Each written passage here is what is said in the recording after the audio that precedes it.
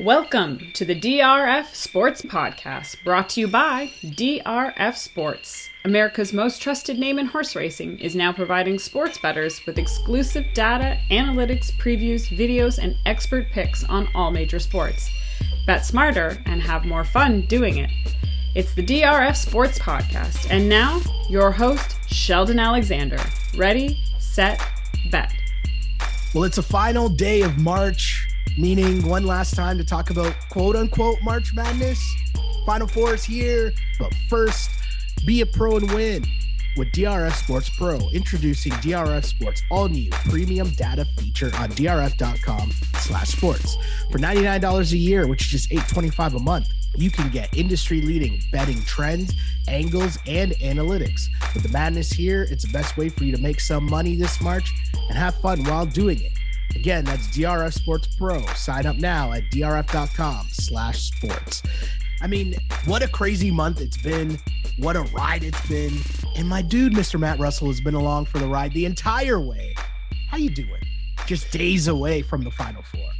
Yeah, listen, I'm excited. A lot sort of comes with this. In my history, I love this event. We've talked about that. Obviously, the Final Four being a bit of a different animal than those first few days. People talking about how this tournament hasn't been great. That's to me just a lot of recency bias, as they say, right? I mean, yes, last weekend was pretty ugly as far as the games are concerned. But that's why you have betting, right? And if you have the favorite or you have a, Kansas team going a long way, you are completely fine with that game getting out of hand late and not having to deal with any sort of late game activity. So, beauty is in the eye of the beholder. Yeah, we haven't had buzzer beaters or whatever. Nobody's going to rank this as like the craziest tournament ever, but we do have a really fun Final Four matchup.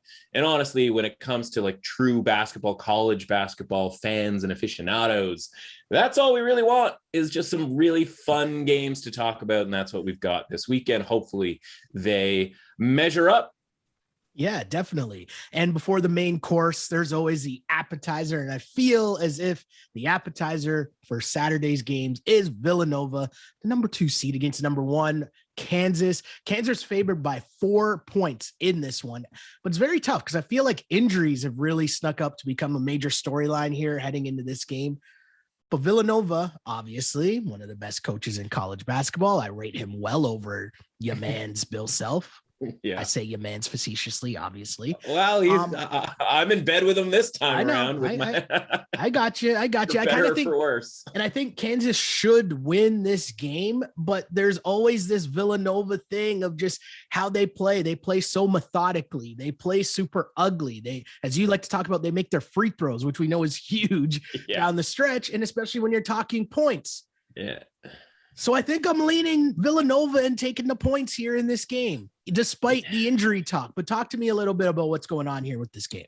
Yeah, I mean, first and foremost, you're right about the whole appetizer thing, right? And what a delicious appetizer it is. I mean, I wish I could have bet on the order of which these games would be played. Like Duke, North Carolina as the second game would have been like minus 600, and anything less than that would have been outrageous. But as far as Kansas and Villanova is concerned, man, I don't disagree with you, right? There's nothing here to say that this line should be 4.5 points. And it's funny, watching both of these games right now toggle between 4.5 and 4. That indicates to me there is some two-way action on these games, right? Like anytime it goes to 4, I get both games, somebody hits the favorite and it goes back up to 4.5 and vice versa. And so depending on the moment when you check the odds, one of them's 4.5 and the other one's 4. We have yet to see actually both of them be 4.5, or at least I have yet to see both of them be 4.5. So for this game, Villanova and Kansas, I call it the Justin Moorification of this game, right? And a lot of times when you've got, everything equal, if you will, and everything, nothing changing from a game-to-game basis, we'll be kind of bored because it'll be like, this is, line's minus 2.5. I've got minus 2.5. Okay, like that's fine. In this case, you got Justin Moore out. He is, I don't know that he's the best player. He's certainly not the most important player. That's Colin Gillespie.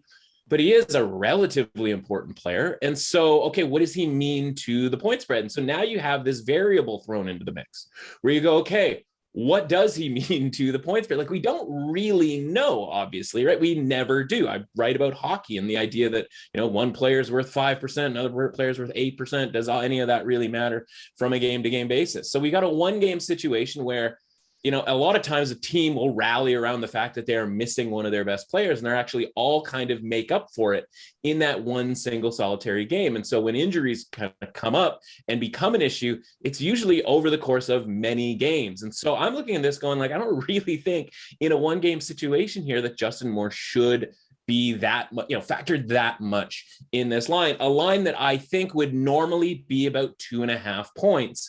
And honestly, I have it even lower than that, especially the way that Villanova has played over the course of this tournament. So I actually make this line like 1 before we factor in that Justin Moore is not going to be there. So I make it 1. I think it should have been the market rating, if you will, would have been 2.5 with all things being equal. And so now we're looking at the market saying, okay, it's 4, it's 4.5, right? So that means Justin Moore means either 1.5 or 2 points. And I'm just not there when it comes to, that concept, right? And like we talked about this past weekend, Jay Wright getting points, right? I'm not in the business of fading Jay Wright getting points. Like, that's not where I want to be, especially 4.5 points. So I'm not necessarily like clamoring to bet the money line or anything like that. I think you're probably right with regards to getting some value here with the 4.5. And again, the way that it's toggling, I could go to one sportsbook right now and it's 4. I can go to another sportsbook right now and it's 4.5. Obviously, shop around and make sure you get that plus 4.5. The bet that I would absolutely never make is Kansas minus 4.5. Now, maybe that's like reverse bias, as I think I've just made that term up, on having Kansas to win the national title. And so for me in this game, personally, if you want to know, hey, how are you going to bet it? I'm not going to take the value with Villanova because maybe I'm a little bit scarred from Miami the other day and taking the plus 6.5 and have them lead by 6 points at halftime, only to let that, destruction happen in the second half. And so from a side standpoint, I'm just going to let my Kansas future roll here, right? I'm not, this is way too early to hedge. People always get into the Final Four. It's why in the NFL, you and I talk about, hey, just bet the conference championship when you want to bet a future. Don't bet the team to win the Super Bowl, because over the course of those 2 weeks, and in this case, over the course of that week or 6 days, you are going to talk yourself into all kind of hedging craziness that like just isn't something that you should do. So yeah, you're getting a price on the underdog here with Villanova if you were looking to hedge Kansas, but honestly, like, there's no way you put that much money on Kansas in the first place to need to hedge this game. Now consider it a bet, right? Up until this point, your bet was, okay, they're going to make the Final Four. I'm not going to do anything with this game.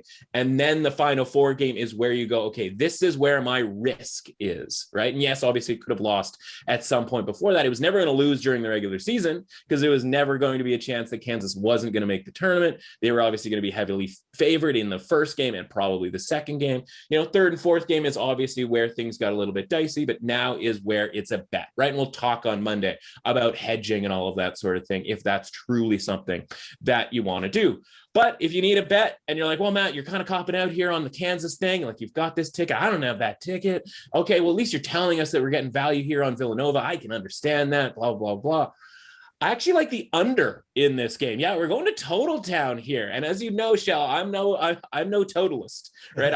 I am not a guy who, one, trusts himself when it comes to totals and doesn't play a ton of totals. And so I have cut back big time when it comes to totals in my betting career from 20 years ago, where I was just as likely to be on a total as I was a side. But I like the under 133 here because I look and, you look at comp games, right? You and I talk in the NFL about, okay, what's a comparable game matchup wise, and what can we take from that game and how that would set up? Because look at Kansas. They're playing Villanova here, who's obviously, a much better defensive team, et cetera, et cetera. Imagine they beat Kansas and then they have to play either Duke or North Carolina, which is going to be a drastically different basketball game stylistically. Yeah. And in this game, I look at Villanova and people forget, like, they managed to make the Sweet 16 last year, even though they didn't have Colin Gillespie. And they were hanging there with Baylor. They had a 6-point lead at halftime against Baylor. 6 or 7 point lead. It was like 30-23 type of a game. And so what they did, listen, Villanova, and the issue here and why Kansas has jumped out to a 4.5 point favorite is the depth with Villanova. They don't have it, right? They only play 6 guys really. And that's now going to involve Chris Arcidiacono, right? The black sheep Arcidiacono brother, who's going to have to play more than the 2 minutes that he played against Houston. And so he played 10 minutes last year in that game against Baylor, but they kind of pieced the point guard position around the fact that just Villanova, the rest of the team, is really good at just not turning the ball over, right? Yeah. And so they still have Colin Gillespie, so they're going to be fine with dictating pace in this game. Now, things got away from them last year in the second half because Baylor was an absolute wagon. I wouldn't describe Kansas that way this time around, even though what we saw against Miami was impressive. And by the way, are we going to get a second straight game like that from Kansas? Like, that seems like a really unusual thing. You and I talked about college kids and that concept, and seeing, in a reverse way, Arkansas play terribly, essentially, in the first 2 games. And then all of a sudden they played great, or at least much, much better, in order to beat Gonzaga. I think it might be the other way here, right? I don't expect Kansas to have that type of game. If they do, then both of us are going to be tipping our cap to Bill Self, right? We are going to have some apologies out there for your man's Bill Self. So, I just look at this and I go, okay, like, win or lose, Villanova is going to be able to dictate the pace. Yeah. And that's what I saw last year against a much better team in Baylor. And that game went way under this current total of 133 because there was only 53 some odd points in the first half. I can see that being the case. Obviously, Kansas hasn't jumped on any of these teams in the tournament to have a big first half. And so I think you're probably going to be in a pretty good spot when there's only, say, probably less than 60 points. I don't know that I'm dying to bet the first half under. Just again, I'm going to double down on this. Mm-hmm. And then the element is, okay, Kansas is favored. So you're not going to get Villanova at the free throw line at the end of the game, more often than not, right? Because if Kansas is favored, they're more likely to win the game. And whether they do so by 5 points or 3 points or whatever, it's not going to be a situation where the total is going to get aggregated because of the fact that Villanova is going to the free throw line late and making all of their free throws late, right? And again, we just saw them do this against Houston, right? Houston was the better team going into that game. Houston, obviously loses because they can't hit a 3-pointer. But also, we didn't see this game get anywhere near the total. And so you didn't have to worry about Villanova free throw shooting pushing a game over the total, right? And so, yeah, the free throw shooting might accumulate over the course of the game to keep them in it, along with all of the other stuff that, as we say, they do in the dark corners of the game. I just think that they're going to be able to keep the pace to a dull roar here. But Kansas, hopefully for me, ends up getting by. I think this game is going to be relatively tight. And again, part of that is 30-second shot clocks for Villanova. So I actually like the under 133 in this game for a sort of standalone bet that I can make that is somewhat independent of my general need for the Jayhawks to win this game, so that I have something going on come Monday night. Oof, can't wait for that one for sure. Whoever the matchup is on the other side, coming from the main course, the main dish, the big boy matchup, maybe the biggest matchup of them all. This is a storybook, really, as you have North Carolina taking on Duke in the Final Four as part of Coach K's farewell tour. You add in all the years of the rivalry. You add in the fact of what happened earlier this season in Coach K's final game at Cameron. And this is just made for the documentary. Duke is favored by 4, and I can't believe I'm here saying this, but I'm on Duke, and I hate it, and I dislike it. I don't like it at all. I don't like being on Duke, period.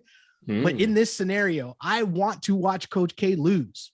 I would much rather like to watch North Carolina beat Duke and end Coach K's farewell tour and just laugh at the joke and all of it. But this just seems to be setting up for the Coach K perfect ending in the documentary. Because I can't give the NCAA that much credit for plotting out the possibility that we could have had a Duke North Carolina Final Four. Do you know what I mean? Yeah. Like right.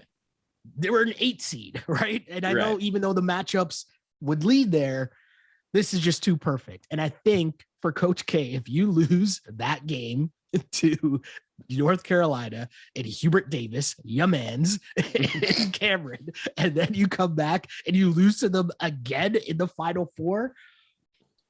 Whew, I don't know. It's just a tough one. I don't like it, but I just think Duke is the better team. And I know that we don't, like that's not the only thing we do here narrative wise. Sure. But yeah, I just got to go Duke. The way that they're playing, especially how they played down the stretch. Yeah. They've showed me a lot in beating a lot of the grinded out game against Michigan State, but then also figuring out a way to just get the job done late and have their dudes just get buckets. And obviously I'm hoping we're getting the good bench arrow in this game, right? That's the hope when you're laying the points here. But yeah, I just feel like this is a chance at redemption here for Duke, and you can't go out like that to North Carolina. So give me Duke. I'm laying the points, and find me back here on Monday where I'm like, how the hell did I take Duke? Yeah, this is a twist, man. I was not ready for this at all. Neither was I, man. But here we are.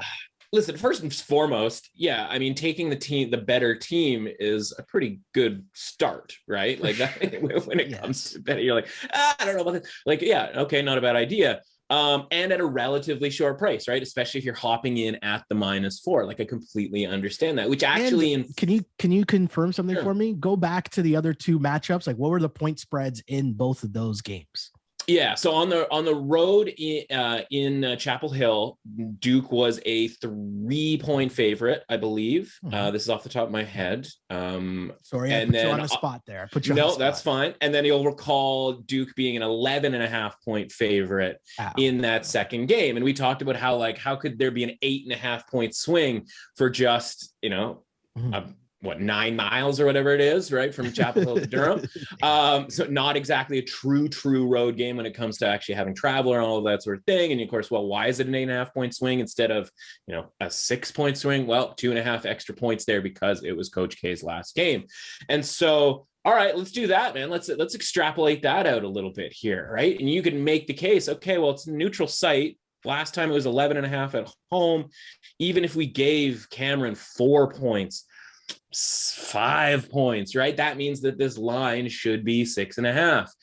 Okay, we can do the same thing with the road game at Chapel Hill. And you go, okay, it was 3 points. Okay, let's say we give Chapel Hill 3.5 points, 4 points. This game should be 6.5, 7 points. But we're not living in February, right? We're not living in that time where we didn't think that much of North Carolina because that's where we lived back in February. Obviously, I think maybe that last game was very early March.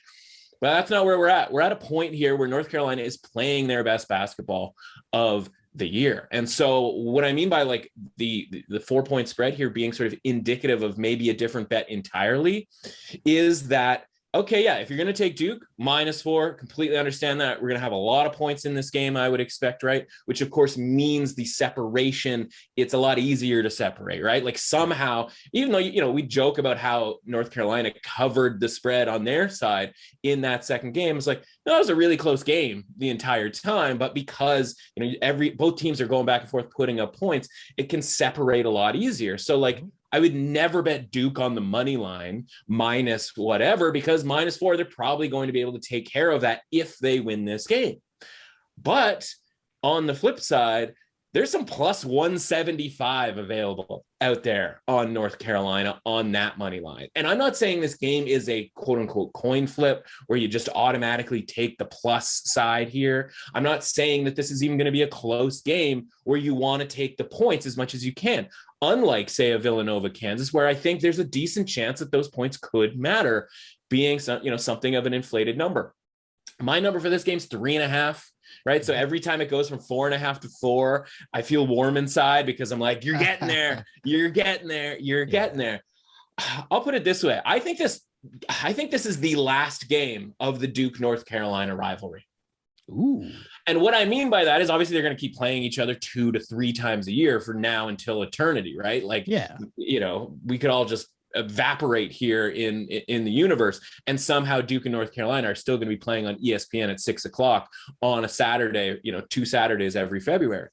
What I mean is, like, neither team is going to ever be able to come back from that. Remember, like, every Duke UNC game, they put up the graphic, how each team has like the same amount of points or like the same amount of wins. And like they would always kind of jockey that stat around to make it look like, as tight as humanly possible. It's over at this point. Whoever wins this game has eternal bragging rights, because it took us 40 some odd years for these two teams, actually probably a little bit less than that, right? Because two teams from the, by the way, let's just point this out as I diverge here. The whole like Duke and UNC never playing each other in the tournament, not that crazy. Okay, because for a really long time, only one team per conference could make the tournament, right? And so we're only really talking like what, mid 80s since that this was a possibility. The other thing is, if you're Duke and you're North Carolina, a lot of times one team got the best of the other via recruiting, right? So one team was much better, I shouldn't say much, but decently better than the other. We have very rarely had two teams equal, right? Like when Grant Hill and Christian Laettler left and North Carolina was able to kind of swoop in and be good for the next few years, guess what? Duke wasn't. We've got the indelible image of Coach K falling to the ground, taking that second half of that season off in the mid to late 90s. Then Duke comes back, right? Vince Carter and Jerry Stackhouse leave from North Carolina and Duke roars back. And then we have these teams sort of flip-flop. Why? Because if you're deciding between Duke and North Carolina, you're probably going to pick one or the other. You don't have that many guys who are going to go and sort of split the votes, so to speak, or it's going to split the talent on either side. The other thing is we had a rule up until recently where you couldn't have two teams in the same conference meet in the same, I think it was the same Sweet 16. Okay. Or maybe it was, I think even more recently, it probably got down to the first two rounds. Now, listen, these two teams are never going to be a 1 seed and an 8 seed in the same bracket, which is the point too, right? Because they would oftentimes, even when both teams were good, they would be put on opposite sides of the bracket, or at the very least different regions. So if they were never going to be in the same region, feel free to go back and check to see how often Duke and North Carolina were in the same region. That meant that they would have to meet in the Final Four to meet in the tournament, right? This isn't like they were going to stumble into each other in the second round or the Sweet 16. Like there are human beings picking these teams and slotting them into place. So anyway, a little bit of a diatribe there. Wait, you mean North Carolina's never been a 16 seed? That's right. The 16 versus the 1, North Carolina. But you know what I mean, right? Like even in the second or third round, it's like we know, the committee, it's a TV show. We talked about why Gonzaga and Duke were in the same region. Didn't actually, work out that way. But imagine if it did from a rating standpoint. And you just go, okay, yeah, like these teams are never going to be in the same region. So of course they would have to meet in the Final Four. And that's asking a lot, even for these teams to go collectively 8-0 in the tournament in order to even have a chance to meet in the Final Four. So again, diatribe over. I think the bet here is you just find the best money line that you possibly can on North Carolina. Because I think, listen, once we talk about pressure and all of that, all of those sort of extraneous things here, I do think this game is closer to a toss-up than a plus 175 or kind of anything better than plus 150, to be honest with you, right? Like I don't, plus 150 indicates that Duke is going to win this game 60% of the time and North Carolina 40% of the time. I don't know that it's 50-50, but I kind of think it's better than 60-40, right? Or sort of worse than 60-40 in the case of Duke. And so this is a value bet at the point in the season where value bets are kind of meaningless, right? Like we don't get another 80 games throughout the season to make this back on other value bets. You have to be quote unquote right in this game. So listen, I'm not going to stop you from betting Duke -4 here. I obviously would tell you to like get the -4 because who knows what's going to happen late, but I don't think whoever wins this game, I don't think this is going to be a down to the wire classic type of thing where somebody's hitting a buzzer beater. That's just not really how these teams play, right? Because of the variance that's possible with both of these teams. Maybe it is, and maybe we're talking about on Monday how this is the best game since Gonzaga UCLA, or one of the top games along with Gonzaga UCLA last year. I just think that there's a better chance that one side is just wildly overwhelmed. And I kind of think there's a better chance that that side's Duke, because we saw that this team, again, is not particularly deep. You and I talk about between 3 and 6 NBA players, but by the way, there might be 3 NBA players on North Carolina as well. And they are not scared of Duke. They just walked into Cameron and beat Duke. So they don't have, I'm not going to say that Texas Tech was scared or Arkansas. I mean, Arkansas was coming off of beating Gonzaga, like as if they were ever going to have a Gonzaga Duke weekend, right? Where they're going to beat both of those teams. Like there was going to be a letdown in there. North Carolina, it's like a truck job on Marquette.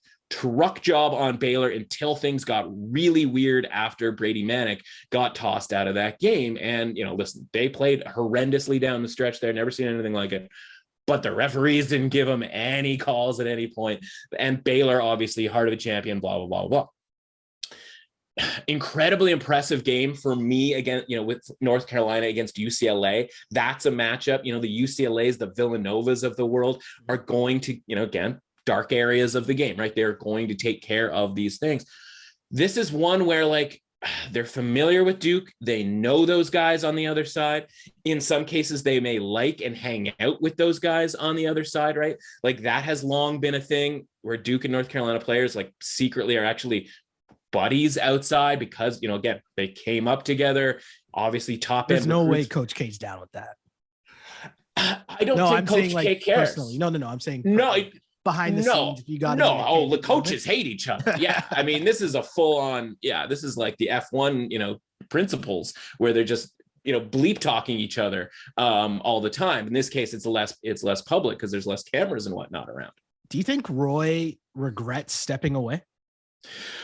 Oh, I mean, in the moments when he's watching his team, right, his recruits going to the Final Four, yes, I imagine Roy has the ego where he is like, this could be my farewell tour. I would have done this, right? I could have done this. And Roy doesn't have to go to the games. They'll survive without him in the 10th row, sort of cheering his head off, right? He could stay home. He opts not to, right? And so, yes, he gets, Hubert Davis, pointing to him in the crowd. He gets credit for this, right? He gets credit every time, he's shown on camera. And that'll be the interesting thing once Coach K, if in fact he does retire, because again, whoever wins this game has eternal bragging rights. There is nothing that's going to happen because, again, we waited 20 plus years for these two teams to meet up in the Final Four.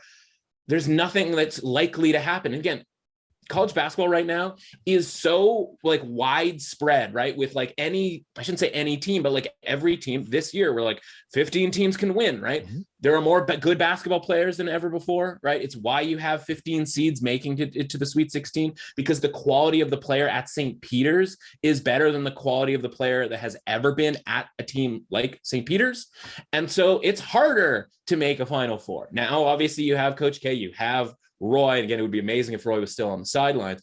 You have these guys leave, and I'm not positive that they're going to get the same level of talent for either team, right? And so they're going to now just be, unfortunately, instead of 2 of 6 really great programs, they're probably going to be 2 of 26 really good programs, right? Because you have the Gonzagas, the Baylors of the world coming up here in the last few years. Texas Tech is obviously not going away. And you have a lot of these other schools, the Texases of the world, who could be good, right? And obviously a handful of teams of the Big Ten who in theory could be good, just never are on a national stage. So this is it, man. And so when that pressure comes, I always kind of want to be on the underdog, especially an underdog that isn't that different from a talent standpoint, and 2, certainly isn't scared because of how familiar they are. And so I'm just going to roll with North Carolina here. Again, it's not some crazy bet or whatever. Mm-hmm. It's the Final Four, so I do like to have a little fun. I years and years ago, when I was still doing this kind of stupidly, if you will, right, the Final Four meant a parlay. Little 2-game parlay, right?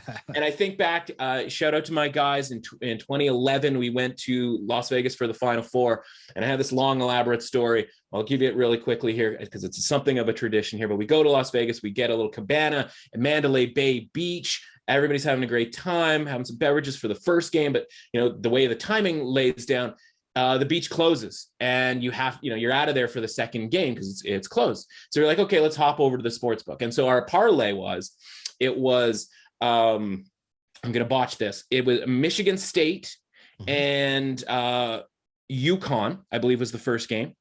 And I believe Michigan State was the underdog. And we just took the money line. It was 4.5, 5-point spread, something along those lines. We take the money line, right? And then the second game, we had the under in, I believe it was Villanova and North Carolina. So a couple of teams that are back this year. And the first game, Michigan State ends up winning. or again, I can't remember if they were the underdog or they were the favorite, but the underdog wins. We get the money line. Okay. But now we just need the under in the second game. But we're on the move here because we've been having our beverages throughout the day, swimming in the wave pool at Mandalay Bay, having a great time. We're like, okay, where do we go for this game? We somehow find a handful of seats in the Mandalay Bay Sportsbook. And we sit and we're like, this is amazing. Like we like not front row, but like mid, like perfect view, whatever. This is great. Like, let's watch this game. Then we'll, whatever happens, we can cash the ticket, 4-figure ticket. Then we'll be good to go for the night. We'll pay for everything, blah, blah, blah. We're watching this game. And it was at that moment that I realized with watching with other people, especially in a sports book where like you're incentivized in a lot of ways from an environment standpoint to react to every single thing. You have a bunch of kind of stooges who will literally cheer for every bucket. That's the point. Everybody in there is either on North Carolina, Villanova, or the over. Yeah. So everybody's cheering. Everybody who's got the over is cheering every bucket. Everyone who's got Villanova cheers a bucket. Everyone who's got North Carolina cheers a bucket. We are hoping for no buckets. We want as little amount of buckets as possible in this game. Terrible way to live. I can't. And it's a terrible. And I'm like, and the total was like 150. Like it was a really high total. And this is again 2011. I've been betting sports for 10 years, so I knew enough about handicapping to know that line was a little bit too high. But I also didn't know enough about watching a game in public that I would, that I would want to sit there and want everybody, a packed sports book, just cheering away. And my one friend just gets up and he's like, I can't do this anymore. And he just starts walking around. He goes over to a blackjack table, starts playing blackjack, whatever. Halftime, they've scored 80 some odd points in a game where the total is, like I said, close to 150, 140, something along those lines, right? So it's like 85 points in the first half. Like we need literally like 60 something points in the second half. And again, traditionally second half, a little bit more high scoring, especially with free throws at the end of the game, whatever. So we go upstairs and all right, let's get ready to go out, like watch the game upstairs. Like this is miserable. We're going to lose this ticket. So it's not like we need to be at the window here ready to cash our ticket. Like this is doomed. Let's just get a head start here and get ready for the evening. And so, we start watching the game. My buddy, his one job as far as our group is concerned is he's the designated ironer, right? And so this is back in the day. You had to have your bar shirt ready to go. You had to be nice and crisp when you're headed out for dinner.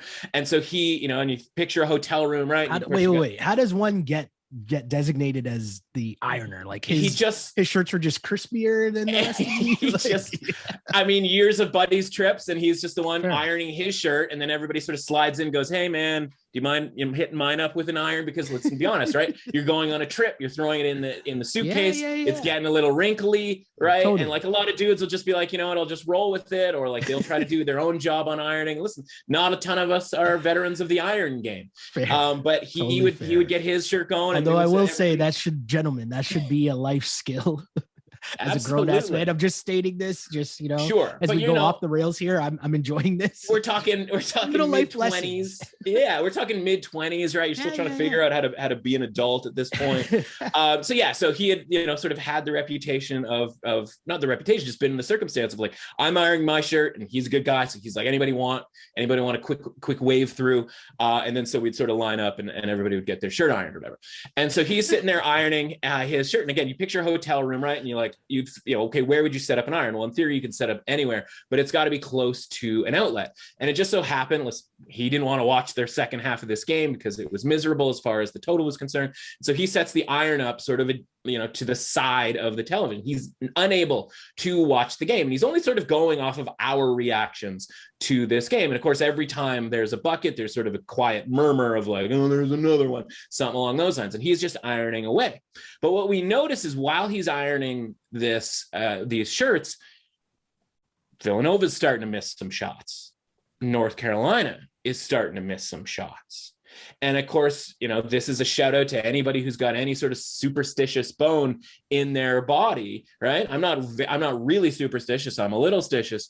You've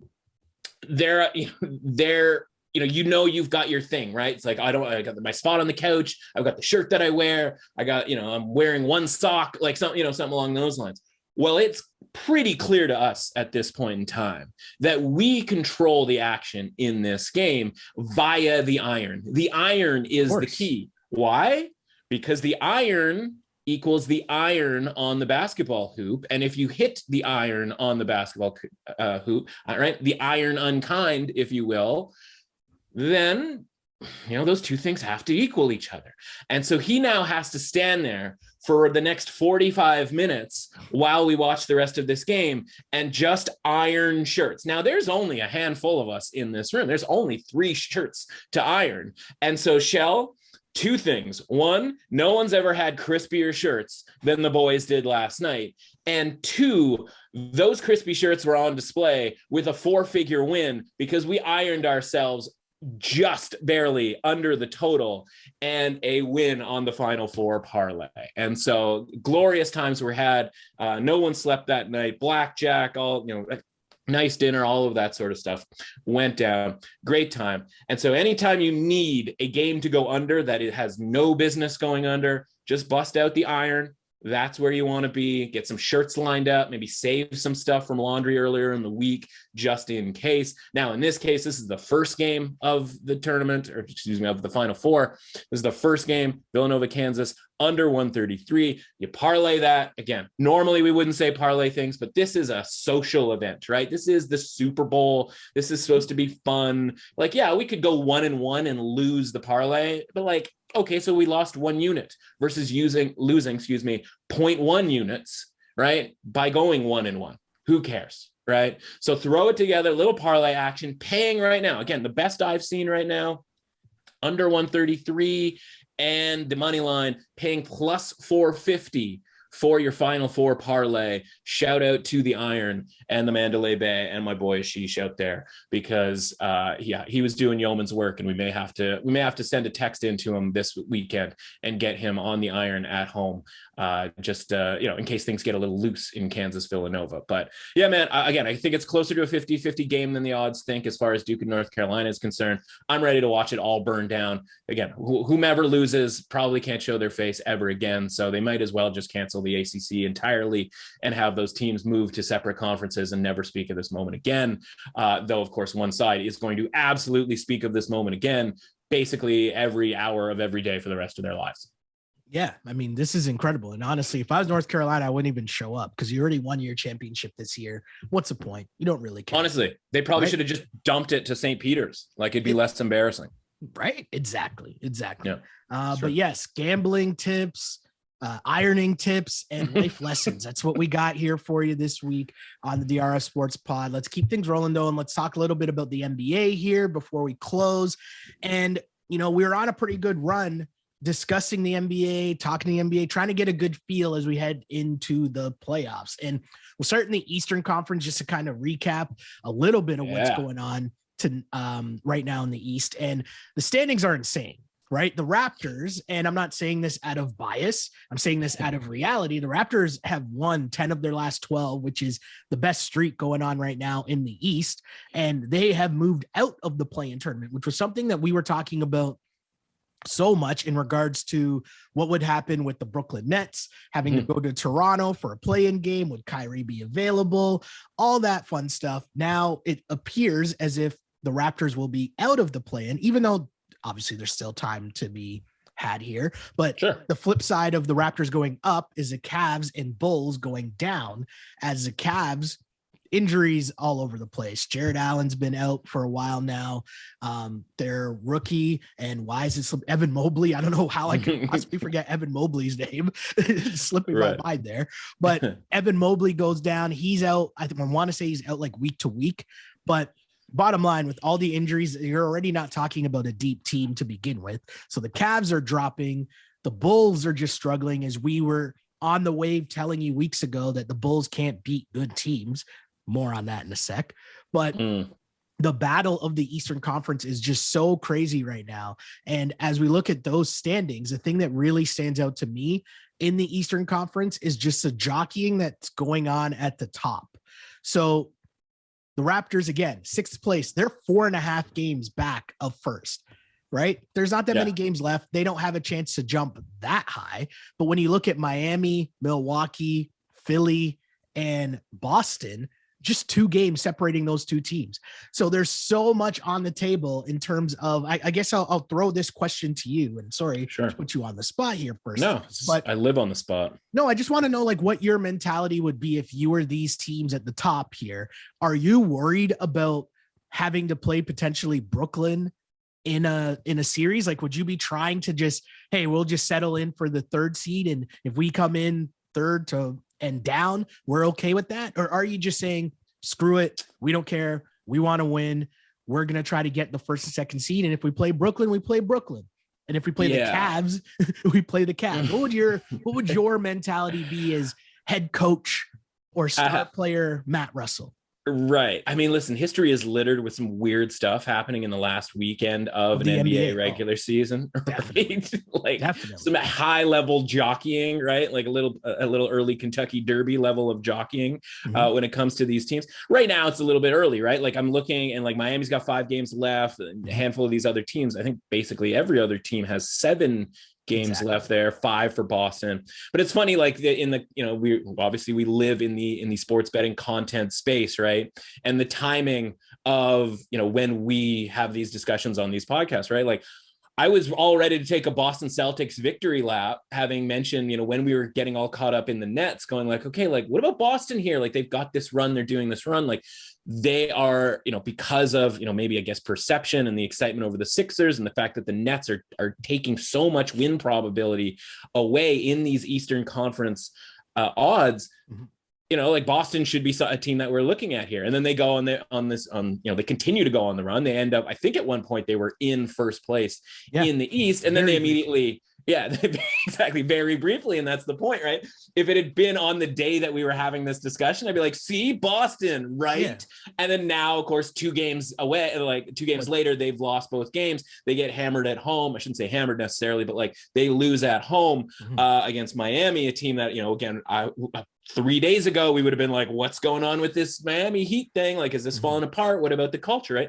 And so like the point is that it turns so aggressively in 2 days that like you can't really plan anything right now. Like, I mean, I suppose you could start to put into place, and maybe Boston's doing that, right? Maybe our guy Stevens is up there, playing with the marionettes where he's like, whoa, ease up here. Maybe we should be in the 4-5 game versus the 1-8 or the 2-7 game.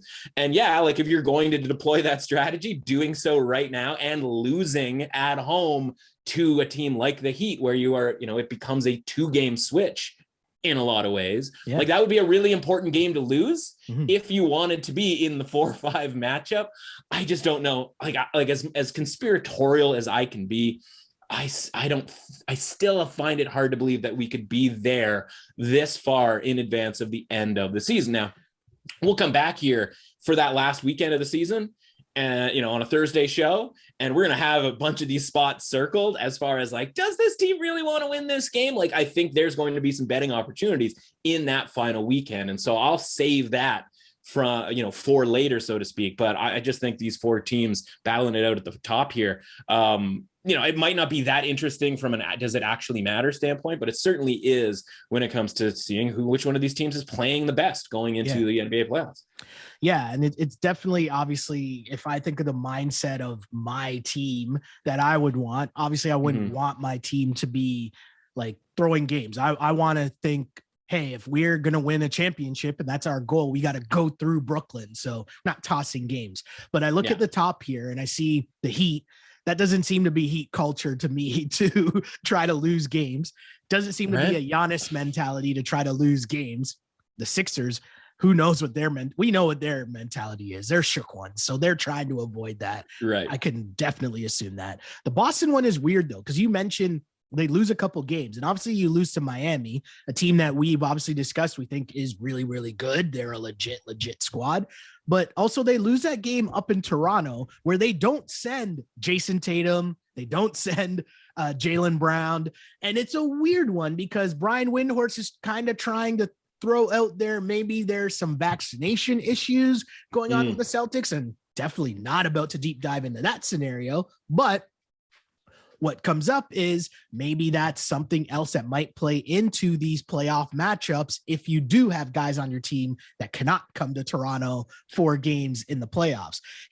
There was an article that was thrown out on ESPN, and again, I'm not getting into the vaccination do's and don'ts, not what we're doing here, but what I'm saying is they threw out a poll to Eastern Conference teams asking them if their full teams were vaccinated, and the Sixers and Celtics both declined to answer.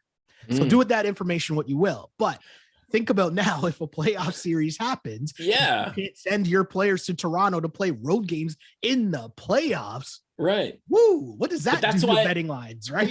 Like, right. And that's why it matters, right? Yeah. So you say like, okay, do's and don'ts, whatever.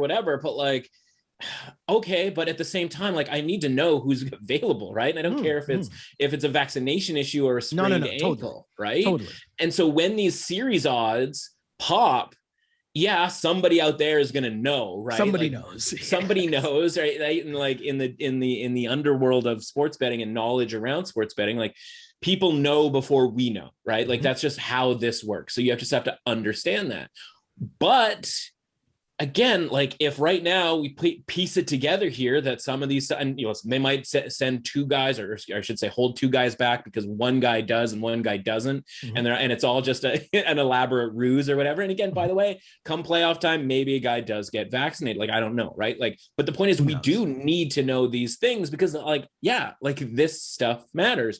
And right now, the Raptors, again, if the Bulls keep up doing what the Bulls have been doing, 4-6 in their last 10, while the Raptors are starting to get it cranked up in a real way here for the playoffs, it's a very real chance it's the Raptors in that 4-5 game, right? And so do you really want anything to do with the Raptors versus, again, maybe the Bulls in a 3-6 or Cleveland in I would even, listen, they're still 2 games ahead of the Nets. Not sure how much that lasts, right? They just gave up 3 games in 10 games in their last 10 games to the Nets. I imagine they could probably give up 2 more here down the stretch. So like maybe being in the one seed spot means you're facing the Cavs or the Hornets. So that's something that you'd want. But as soon as these lines pop, you have to be ready to fade Boston if they have to go to Toronto, right? Like that just is a thing that we have to be on top of.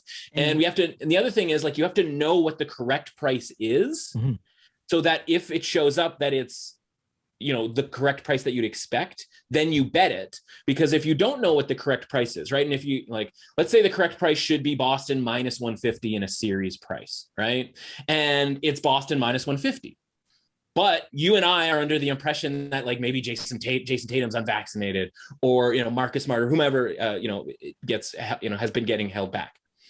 Well, we need to jump on that minus 150 immediately because somebody out there who has been tracking this is going to do it. And it's going to end up being minus 200, or I guess it would be the other way around, right? It would end up being, yeah. I know what what I'm saying. Yeah, I know what you're saying. The Raptors would be favored, or the odds would be more in the favor of the Raptors. I know. Yeah. So if it's minus 150 Boston and it's plus 130 Toronto, then yes, we would have to jump on Toronto plus 130. Thank you for tighten things up there.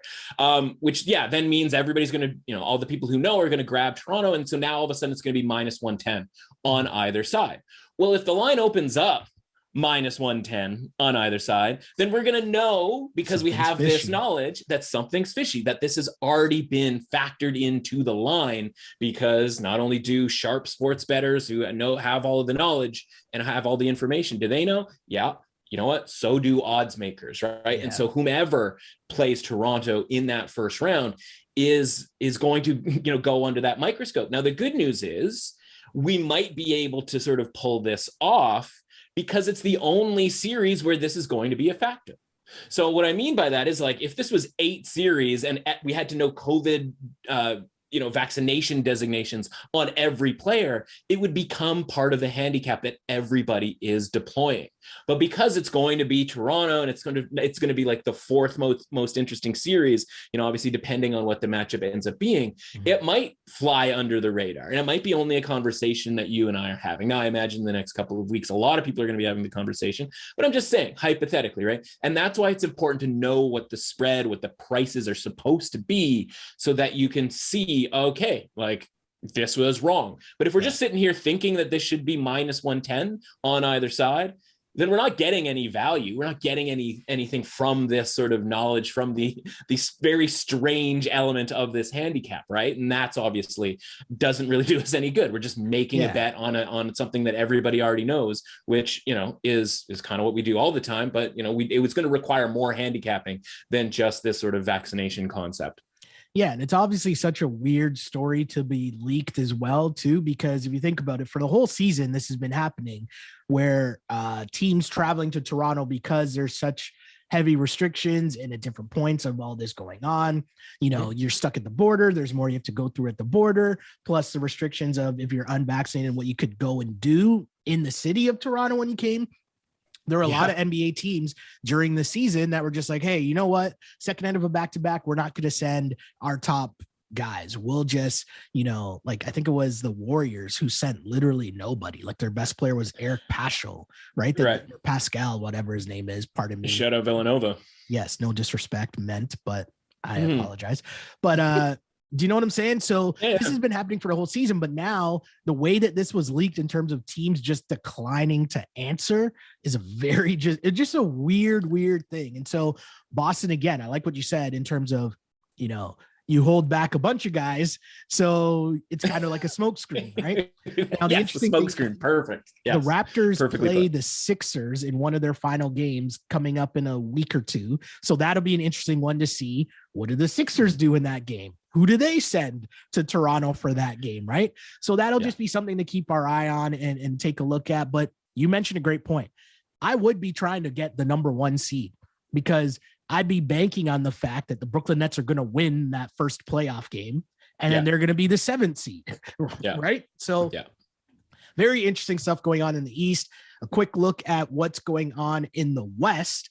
And the West has really started to separate itself. The Phoenix Suns continue to go on an insane run. Even without Chris Paul in the lineup, they still were ripping off wins. There was a point where they were without Chris Paul and Devin Booker, and it didn't matter. You look up at their record, NBA best 62-14. That is a real NBA season, right? That I feel like's gone under the radar. Right? Yeah. Every time I look at the Suns record, I'm like taken aback. And it's like, you know, it's 62-14. I was like, and listen, I knew they were good. Obviously, I knew they were, you know, free and clear atop the league. But, you know, I don't look at the standings every day and I'm just like 62-14. Then you look over at the streak column and it's like, yeah, they've won 9 straight. And it's like, yeah, that'll boost your record from 53-14, an impressive record, to 62-14 awfully quick. So, yeah, I mean, you mentioned the Chris Paul thing. Obviously, right behind them is Memphis having, you know, playing, and now it's been, you know, publicized that Ja Morant being out of the lineup, not necessarily a death knell for the Grizzlies, as they've lost like 2 games all season where he's not in the lineup. So I guess, you know, I'll ask you this, like, is the rest of this all just kind of a waste of time? Are we getting a Grizz Suns Western Conference final? Because like, it certainly seems like we're not going to have to deal with the Lakers and that sort of BS, though that actually is a little bit disappointing, because as we learned from last year, the Lakers, just their presence in the final 10, so to speak, like on the eve of the play-in tournament, the Lakers' presence, they're going to gobble up some win probability because of LeBron, right? They're going to gobble up some Western Conference win probability. You'll remember last year, like somehow they were like plus 500, even though they were like, you know, in the play-in and like, you know, underdog, obviously on the road to Phoenix and like in that first series, right? Like they have no business being the price that they were. And so when that occurs, I want that team in there. I want as many teams who are priced inaccurately to the sort of, you know, positive for them side, but negative for a betting side, right? Like I want them taking away the attention, so to speak, of the betting public from the Grizzlies, from the Suns. Now that might mean that instead of the Suns being minus 200 to win the Western Conference, I'm obviously using an excessive example, but like instead of them being minus 200 might mean they're minus 120 if the Lakers are around. Like we need the Lakers to get into the playoffs just to take some win probability away, because people are just throwing money towards LeBron and theoretically Anthony Davis and all of that sort of thing, right? So like, it doesn't do us any good for the Spurs to make the play-in, right? So like, yes, you might be cheering against the Lakers for the embarrassment factor for the Lakers, but that's a different show. This show is about the, you know, money, right? Like we're about betting. We're about, valuations. And if we can get Lakers valuations where they make the play-in tournament, and for a brief moment, they are the like fourth or fifth choice in the Western Conference, despite having no real, hope of actually winning the Western Conference. I mean, right now they're 22-1, right? But that's based on the idea that like they might not even be in the play-in. Once they get into the play-in game, I can see that basically splitting in half. I could see that being close to 10-1, which is hilarious because they should be 22-1, even if they make the play-in tournament, right? So we should be cheering for the Lakers to be in this play-in tournament because A, that means we get to bet against them in the play-in tournament, which I think is absolutely going to be a thing that we're going to do. And two, it's going to create some value elsewhere. So again, hopefully that's the case and we get a decent price on the Suns or the Grizzlies. But for you, is it those two teams and then kind of the rest here? Because obviously Golden State can't stay healthy, and I don't blame them because they're not robots, right? And they play, I mean, who played more games in the last decade than the Warriors, right? Like it's LeBron, and like that's the list. So I don't blame them for kind of falling apart here where they're, Draymond's getting hurt. Like Draymond's not a kid anymore, right? Steph's not a kid anymore. This is a guy who had ankle issues when he came into the league, and Clay has like torn everything you can possibly tear basically in the last couple here. So like, I don't think that much, not because I don't respect those players, but because I do, right? Because I respect the grind that they've had to deal with. And I don't think Dallas is anything. And like, I certainly don't think Denver's anything as much as Jokic is like carrying them on his back. And like, maybe they get some of their guys back, as we've talked in previous podcasts. And like, listen, the Jazz have been much better in the past, right? It's actually an indicator that this is not a very good team, that they are only 26-11 at home, right? This is a team that could not easily, but like has gone, 40-1 at home. Donovan Mitchell is out, by the way. Like, right. And like, and like, right. But like even beforehand, right? I mean, this is a team that's lost 5 straight, like this, like it's taking on water here at this point. And then we get into like the Timberwolves and like your man's PG-13 coming back here for the Clippers. Like, I don't like any of these teams, right? Like, I don't know what Zion, if he, possible so there's a thing couple in the playoffs. Like, come on, like, what are we talking about? There's a couple things going on here. So in the Western Conference, I think it's obviously the Suns and then everybody else, right? Like you could pencil in the Suns into the Western Conference Finals right now. I can't fully put it all on Memphis to meet them there just because they've never been there before. And like to grind it out and go through all those rounds to get there, I can't pencil them in at this stage. I got to see it. I got to see them do it at this point first, right? When you're looking at the rest of the West, the most interesting thing to me is the Lakers, because, I mean, realistically, for them to get in, they'd have to be the 8th seed, and you're playing the Suns in the first round, and you have no chance of winning that series. Right.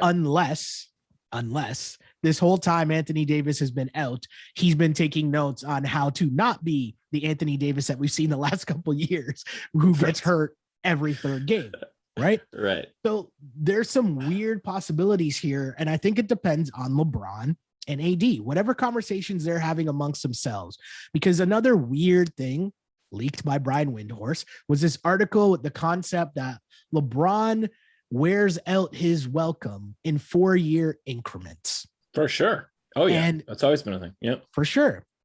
This just happens to be the 4th year in LA, and you've heard a bunch of the tension. We heard all the weird comments from All-Star Weekend. There's just been a lot of weird things going on, and this season has been trash. We talked about LeBron just being focused on his stats and getting his numbers up despite the losses. And so you look at them now, and they're a half game up on the Spurs. If you're LeBron, do you even risk the play-in tournament and then the embarrassment of losing to the Pelicans or the Clippers or Timberwolves, which we've already seen the Timberwolves embarrass the Lakers in a way that I've never really seen a professional team get embarrassed before, in terms of Pat Bev mocking Russell Westbrook air balls and slapping LeBron on the butt. And like, Towns, when Karl Anthony Towns is the one out here talking greasy to you in games as you're the Lakers, like, I don't know if that's a place that you want to be at if you're LeBron. So I could easily see a scenario where he's just like, hey, my ankle's really bad. We're just going to shut this down. Anthony Davis, it's been a tough year. We'll let you come back and deal with this, but I'm going to, rest I can still see that as a possibility happening here down the stretch. Because why would you want to go through that embarrassment if you're LeBron, if the only thing waiting for you is Chris Paul and the Phoenix Suns. You could talk me into you thinking you could beat the Grizzlies. And of course, LeBron probably thinks he could beat the Suns. I'm not saying that he thinks he would lose, but I'm just saying the chances are not really in your favor, especially if Anthony Davis goes down again and it's all on you. So I'm interested in seeing how that plays out. Everything else in the West is a crapshoot. Paul George is back. Norman Powell is supposed to be on the way back soon. And I only mention that because obviously definitely your man guys. Definitely. But the guys that they have playing, like Norm's better than some of those guys, right? Like Luke Kennard is getting minutes out here. Norman Powell can get some burn on that squad, right? So the Clippers are a weird squad, and we'll get to them in a sec. But there's just a lot of weirdness going on in the Western Conference. And the only thing we know at this point is pencil in the Suns. The rest of it, extreme chaos. Steph could come back and the Warriors are just blazing because they still haven't really figured out the whole Clay, Jordan Poole. How are those guys going to play together and how do those shots go? Right. Like all of these things still got to be sorted out. Is Jamal Murray going to come back?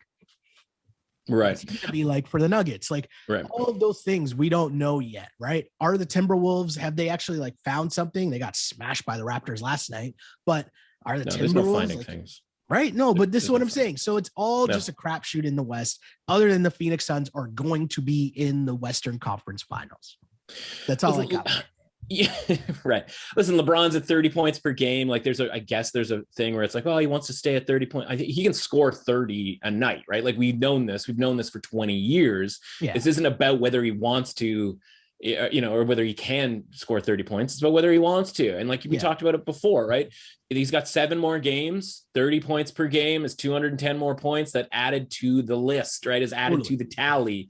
And so that he can become the league's all-time leading scorer, right? Like this is his chance to just unabashedly put up points. Again, he's done that for the last, there's 38, 39 in the last 5 games, 36, like he's racking it up and it's like L, and like those L's are going to continue. So I don't even think it's up to LeBron on whether they win these games down the stretch, because here's the schedule: at Utah, New Orleans, Denver, at Phoenix, at Golden State, and then an Oklahoma City game squeezed in there, and then at Denver, when Denver's probably going to need that game, right? That's a lot of L's. There's probably, at the very most aggressive, it's 4 L's, but it's probably closer to 6 L's. And so, if San Antonio wants it, I think their schedule's a lot easier. Like they can take it. So he's going to play in these games. Like this is not a guy who just sort of sits it out here. I don't think, other than that, that first year when he went to LA, where it was like, oh, we don't have the guys. Like he's probably still looking around that locker room. And as much as he may despise Russell Westbrook's general presence here, based on what we've seen, like he still looks around and goes like, we got a bunch of guys who've made all-star teams. And if Anthony Davis can get healthy and blah, blah, blah, blah, blah, like, but he's going to get in there. He's going to put the team on his back. He's going to try to score a bunch of points, and they are going to take L's, and they probably aren't going to make this play-in tournament. I just really want them to, right? I really want to bet them against them in the play-in tournament. If they somehow, like it's an auto bet on the Suns at I don't care what price, because there's no way it's going to be accurately priced if the Lakers play the Suns in that first round. And again, actionable stuff here, right? The Suns right now are plus 137 on the first book that I looked at to win the West. If the Lakers make the play-in, right, as soon as they make the play-in, I think that might be plus 150. It might be plus 160. If the Lakers somehow get that 8th seed, all of a sudden we're talking, and you can use the same example for the Clippers too, who obviously have a little bit better chance now that Paul George is coming back. They have a better chance in people's minds to win that series, even though you and I think that they probably almost definitely would not win that series, right? And so the point is like whether it's the Clippers or the Lakers, we're going to get better value on the Suns here than plus 137. And so if you think that they're penciled in to make the Western Conference Final, anything at a plus price is probably a really good idea, right? And so that plus price is going to get better if the Lakers and Clippers, or Lakers or Clippers, are involved in the play-in tournament. So that's what we've got to cheer for here. So we can keep cheering for LeBron to score a bunch of points. People out there hitting his over on the prop number. It might be getting out of control here at this point. I haven't seen what it is for tonight's game, but honestly, like that's what we want. We want him. He's been in and out of the lineup the last few games. So he's been like, even since last week, every game it's day to day and game time decisions. So those numbers end up coming down late. Made my life very difficult when we had a couple Lakers games in a week. And it's like, we don't know if LeBron's playing or not until game time. That's right. Thanks, LeBron. But yeah, let's wrap things up here on this week of the pod. I'll give you 3 picks on the way out. This is something we did a couple weeks back, obviously before March Madness hit. And we kind of left off on a bit of a 6-0 run, which I know is a tough way to leave, but I apologize, but we're back at it. And here's the thing. I mean, in all reality, we wanted to just create enough airspace to talk about March Madness, but hey, which March Madness turning to April, let's get back to some NBA. So as always, we pick 3 games, that night, and we're doing this at 9 a.m. in the morning. So obviously the rules apply. If any of the stars are out, like major particulars are out, obviously you proceed with caution and take that with a grain of salt, right? But if everyone is in play, here are the picks. I got the Pistons +10 at the Sixers. Now, I know the Sixers beat up on good teams. You've heard that come out of my mouth a lot, but out of principle. Pistons home game. Oh, pardon me. Even +10 better. at home to the Sixers. Even better. So give me the Pistons +10 points at home. And it's just off principle, right? Like I can't lay that many points with the Sixers. Could they win in the blowout? Could this be the game where Embiid's woofing up the crowd and doing all that stuff because they're front runners? Of course. But I'm not going to bet on that. I'd rather bet on the points and the continued just solid play down the stretch from the Pistons. They might not win the game, but hopefully they can keep it under double digits. A big boy matchup here. We got the Bucks and Nets. I was hoping that this is going to be on the list. I was hoping. Right? This is a huge matchup, huge matchup. And obviously we know Nets being at home, Kyrie Irving is allowed to play now, and he will be in the lineup. The interesting thing to me here, and this is basically a pick 'em, right? It's a 1.5 point spread. The Nets are favored. I'm going to take the Bucks, and this might be a thing where, as you always say, just take them on the money line. But the reason I'm taking the Bucks here is because I think for sure this game means more to Milwaukee. Like those guys remember last season, and a couple guys, Middleton and Drew Holiday, both struggled in that series. This is a game where Drew Holiday is going to look to give Kyrie problems. Kyrie is going to try to get busy, but Drew Holiday has had under the radar. Drew Holiday has had a really, really, really good season, especially a shooting season where he's a 50-40 guy, which not many people would know because you don't even hear Drew Holiday's name being mentioned in terms of having such a good season. But bottom line, this is a game where the Nets will realize how much they're missing. They're missing Ben Simmons. You need Ben Simmons just as an extra body to play defense, to try and throw at Giannis. Not that you'll stop Giannis, not that you'll stop him, but just to another body to throw at him, but also on the offensive end, another creator. Because if you got the clamps being put on Kyrie by Drew Holiday, KD and Giannis, I mean, you can call that close to a wash or whatever you want to make that be. Ben Simmons is another guy that can be out here just to slow things down. Maybe you ease off minutes. KD doesn't even have to think about guarding Giannis on any possession ever, right? And that obviously helps. So this will be a game where you will realize how much Brooklyn needs Ben Simmons to win a championship, right? To win a couple rounds in the playoffs. Cool. Maybe they could do that without Ben Simmons, but if we're talking about being elite, they actually need Ben Simmons and what he provides to that team. And I'll just give the one last pick here. We got the Clippers +3.5 the Clippers are at home, right? Clippers are at home in this game. Clippers on the road. Clippers on the road. I second guessed myself because I wrote it down, but because I thought I wrote down the Pistons the wrong way, I thought I wrote down the Clippers in the wrong way as well. Just trust your gut, folks. Just trust your gut. Right. Clippers +3.5 at the Bulls. Again, the Bulls don't play well against good teams. Not saying the Clippers are a great team, but they're a solid team. They're a decent team. They're kind of spicy. Give me the 3.5 points with Paul George back in the lineup. The Clippers are playing really well without Paul George. Cool. I'm going to ride with them with Paul George, even though he's on a minutes restriction. Give me the 3.5 points. So just to recap, I'm taking the points with the Clippers +3.5 in Chicago. I'm on the Bucks plus 1.5 in Brooklyn. And I'm on the Pistons plus 10 at home to the Sixers. Those are the 3 picks. There you go. Hopefully we keep the run going. And, you can chirp me on Twitter at Shell Alexander when I get all these games wrong, or celebrate with me when we get them right. Well, and let's not kid ourselves, right? People are way more looking to chirp on the rare occasion where the games go wrong than on these 3-0 runs that you had that allowed us to boost up the accounts for March Madness. One thing I just want to mention, listen, I'm going to be wandering the streets here Thursday night without any college basketball for the first time in months. And if you throw in the NFL season, I don't even know what I'm supposed to watch. But the answer is watch the Bucks and the Nets, right? Have that game on, because like you mentioned, that's a big boy matchup. And like, listen, Brooklyn has some of the DNA too here, but like, I know it's not technically April, but this is a very April-y type of a game, if you will, right? And like having that DNA for the Bucks, like this is go time, right? And so like the reason I don't necessarily watch or follow, I follow it, but I don't watch a ton of NBA throughout literally any other part of the season. It's because like I'm not positive what I'm going to get from even the best teams, right? Because they know, right? The Bucks just won the NBA title. They know what happens in December is not relevant, right? Well, now we're getting into a point here of relevancy. We just went through how tight these standings are, right? And so if the Bucks have that, and I don't want to do the on-off switch thing because I think that's one of the lamer sort of tropes that we use, but like the Bucks have that where it's like, okay, it's April. It's time to get serious about this. And like, yeah, it's not playoff basketball yet. This total is like 244 or something like that. Like 243. Like that's outrageous.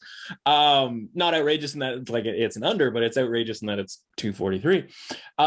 Okay, we're going to go on the road here. Like this is, it is that time. And yeah, it's not do or die, life or death here, but this is where we're getting a little bit closer to playoff basketball. In fact, the more I sort of talk about it, the more I think that the under 243 might be the play, because Drew Holiday is not going to allow Kyrie Irving to get whatever Kyrie Irving wants, right? And these games should have a little bit more elaborate possessions as far as guys getting back on D and like the shot clock winding down and that sort of stuff, right? This shouldn't be a track meet. So I might say that maybe the under at 243 is an interesting play here, but I certainly like the concept of the Bucks here being this seasoned team that has their stuff figured out.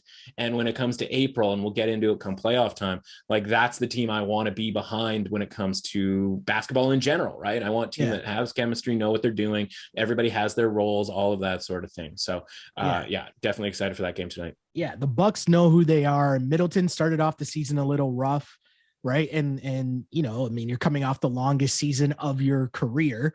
Sure. He also had a baby, right? So that adds to a lot of, lack of sleep. Hey, you had a slow start this season. Nobody's going to blame you, but he's starting to play a little bit better. Drew Holiday, obviously in his second full year with the team, you're going to be a lot more familiar. Exactly as you said, right? You're becoming more familiar. You know who you are, when to go, when to pull it back, give it to Giannis.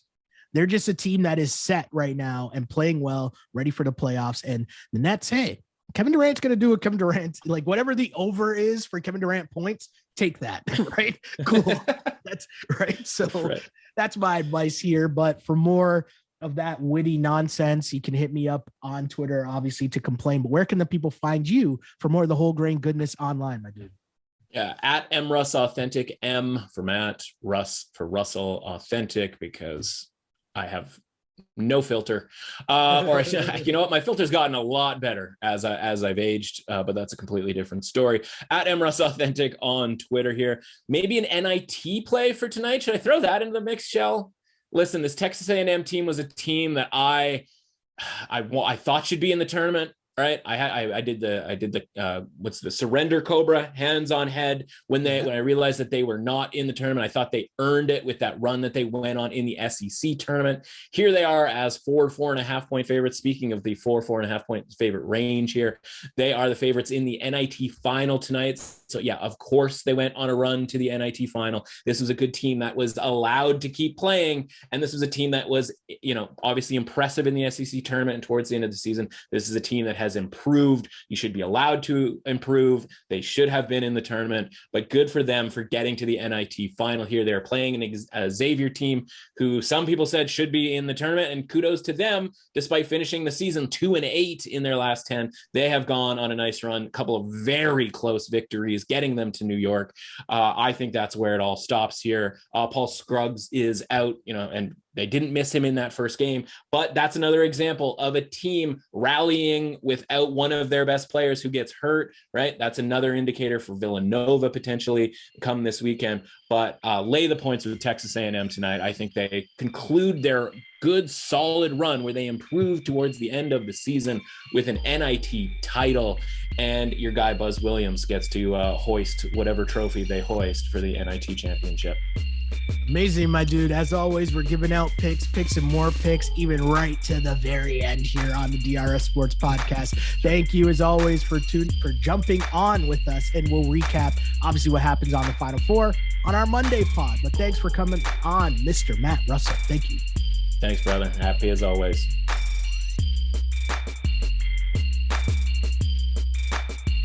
Thanks to Matt for coming on the pod. And if you want to follow me online, you can do so on Instagram at Sheldon Alexander and on Twitter at Shell Alexander. Don't forget to like and subscribe to DRF Sports Podcast wherever you get your podcasts. Also rate us, review us, like us, all that other fun stuff.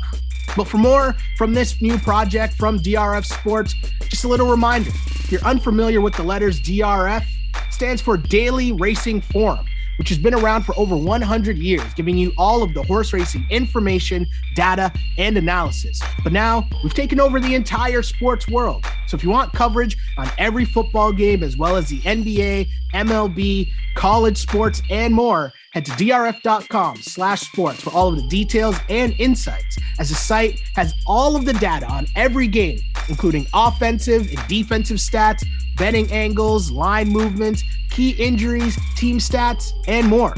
The DRF data is what powers our power trends. So if you want to see which trends our analysts have selected, follow us on Instagram and on Twitter. If you want access to all of the raw data, drf.com/sports. That's where you can find the usual previews as we deep dive into the games. And of course, got you covered on this podcast. However you want your betting information, we've got you covered. Again, my name is Sheldon Alexander. That's all I got for now. But until next time, see ya. Thanks for listening to the DRF Sports Podcast. Please subscribe, rate, and review the show. For more sports betting advice, go to drf.com/sports and follow on Twitter at DRF_sports.